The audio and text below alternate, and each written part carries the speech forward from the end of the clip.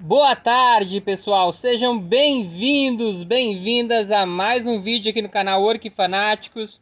Eu sou Fernando Chusca e hoje a gente vai falar um pouco sobre a casca de arroz no cultivo de orquídeas. Então, se você quer aprender um pouquinho mais sobre como utilizar esse substrato no cultivo de suas orquídeas, assista esse vídeo até o final. Se você ainda não é inscrito, já se inscreva, deixe seu like, que é muito importante, e compartilhe esse vídeo para mais alguém, tá bom? Então a gente vai falar agora sobre a casca de arroz no cultivo de orquídeas, vantagens e desvantagens que a gente encontra com esse material, tá? Então aqui eu tô com uma Cattleya Triane, inclusive ela tá soltando o botão, uma planta ainda se adaptando a esse sistema de cultivo. Comprei recentemente e a gente já pode ver aqui, gente, deixa eu ampliar o zoom. Olha só, as raízes, elas já estão adentrando o substrato. A gente já pode ver aqui a facilidade que as raízes possuem em adentrar esse substrato, uma vez que ele é muito leve, ele é muito macio, ele não compacta, ele dá aeração para o substrato. Então, além de tudo isso, ele ainda retém uma umidade leve que mantém as raízes sempre hidratadinhas, fornecendo o necessário para que elas se desenvolvam bem e consigam se desenvolver bem dentro do vaso, dentro do cachepô ou no sistema que a gente esteja cultivando. Eu tenho utilizado a casca de arroz aqui há mais ou menos uns 6 meses que venho utilizando. E posso confessar para vocês que eu me surpreendi assim com os resultados da casca de arroz carbonizada. É muito bom mesmo. Ela favorece bastante o desenvolvimento da parte radicular da planta. Olha só ali, nascendo já as raízes.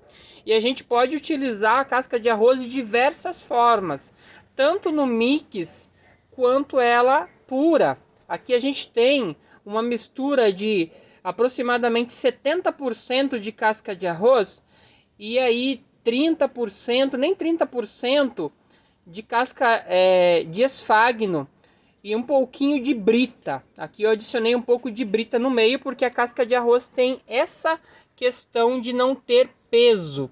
Então eu faço essa mistura, a casca de arroz, a brita e o esfagno, para que a gente tenha aí um equilíbrio do substrato, né? Então, como eu falei, 70% de casca de arroz, aí uns 20-25% de esfagno, né? Vocês podem ver, ó, esse material aqui é esfagno. E aí a brita no fundo, né, que dá aquele equilíbrio. Mas a grande maioria é casca de arroz mesmo. A casca de arroz por si só ela já retém um pouco de umidade, ela fornece carbono para a nossa planta, que é muito importante, ajuda no processo de fotossíntese. Então ela já fornece até mesmo nutrientes, produtos que a planta necessita para ela se desenvolver. Aqui a gente vê mais um modelinho, uma Lélia purpurata. Vocês podem ver aqui as raízes crescendo, buscando o substrato. E aqui a gente tem uma mistura, um mix de casca de arroz, brita, carvão e casca de pinos. Fernando, dá para fazer isso? Dá. A casca de arroz é excelente para fazer um mix aí com, assim, com praticamente todos os substratos, né? Não conheço, na verdade, um substrato que não dê para utilizar. Inclusive, graças à casca de arroz, a gente pode utilizar hoje a turfa. A turfa vem sendo muito implementada no cultivo de orquídeas, exatamente porque a casca de arroz faz o meio de campo. A turfa é um material que retém mais umidade, igual o esfagno, só que se for utilizar somente a turfa, a umidade fica muito alta. Então as pessoas utilizam a casca de arroz para dar um equilíbrio. Aqui a gente tem um outro plantio, né? Vocês podem ver ali brotando. Tem muita, gente. A maioria das minhas plantas que eu replantei recentemente estão dessa forma. Deixa eu tentar achar mais algumas aqui. Aqui tem o sistema acoplado com essa Cattleya violácea. Ela não estava indo muito bem, tanto que a gente teve o probleminha que as lesminhas resolveram atacar à noite. E eu coloquei ela aqui na brita com a casca de arroz também. Casca de arroz ajuda a manter um pouco mais da umidade, não em excesso, e favorece o desenvolvimento, né, da planta nesse tipo de sistema. Olha aqui, pessoal, a gente tem uma maxilária tenuifolia plantada no mix de casca de arroz com esfagno. Veja só como que tá o substrato. Substrato, como eu falei, excelente para a gente cultivar boa parte das orquídeas. Plantada recentemente. Pode ver que a planta não desidratou. Ela ainda, claro, né? Claro que ainda não se desenvolveu, não desenvolveu novos brotos e tudo mais, porque foi plantado recentemente. Mas a gente consegue notar quando a planta já gostou do material, né? Então, isso aqui é muito, muito bom mesmo, para que vocês tenham sucesso no cultivo das orquídeas de vocês. Aqui, pessoal, eu tenho um Cymbidium. Esse Cymbidium eu peguei lá na casa de minha mãe, que ela ganhou e estava praticamente morto.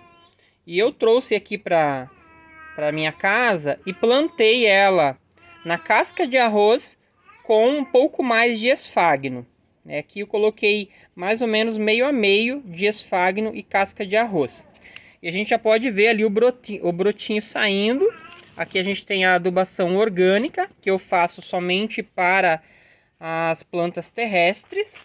Aqui a gente tem aquela, eu falei no canal aqui, eu não sei se o pessoal lembra, mas aqui eu tenho a Cattleya velutina, que comprei recentemente, no cultivo também do mix da casca de arroz com esfagno e o vasinho de barro, gente. Vamos ver mais coisa aqui. Aqui, ó, a Adroelia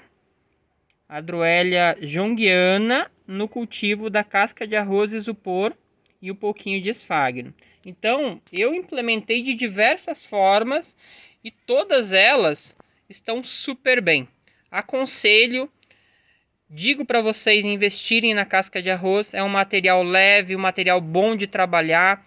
Dá para vocês fazerem um mix com outros materiais ou utilizar somente ele. Vocês vão, de acordo com o clima de vocês, acertando o substrato. Se chove mais, você não utiliza tanto esfagno. Se chove menos, você pode colocar um pouquinho de esfagno. Você pode fazer um mix com isopor para dar mais drenagem, mais aeração ainda, né? Isopor triturado, igual aqui. Vocês podem acrescentar macadâmia, vocês podem acrescentar a brita, dá para acrescentar os pedaços de telhas, né? Cacos de telhas mesmo. Enfim, dá para vocês fazerem de diversas formas e o resultado vem, gente. O resultado vem. Claro, a rega tem que ser moderada, tem que ser equilibrada, porque, né, ele retém um pouquinho de umidade. Mas assim, nada em excesso, nada que vai prejudicar o desenvolvimento das plantas. Então é isso, pessoal. Eu espero que vocês tenham gostado do vídeo. Eu acho que tem mais alguma coisinha para mostrar aqui. E aí eu finalizo para vocês. Então aqui para a gente finalizar. Essa é uma Lélia lobata. Olha só as raízes ali saindo. Bonitas, vistosas. Elas vão ter facilidade em adentrar o substrato sem ter risco, né, de machucar a coifa, machucar a meristema, apical, né, porque o substrato é macio, ele é leve, é fácil da planta se adaptar. Aqui eu já coloquei um pouco mais de esfagno, como vocês podem ver, exatamente porque as lélias, elas são plantas de um pouquinho de mais, de ambiente um pouco mais úmido, né, Mata Atlântica, e ela tá no vaso de barro, então eu já adaptei um pouquinho mais a questão do esfagno. E é isso que a gente tem que ir fazendo. Olha só, gente. Aqui, ó. Olha. Que coisa mais linda.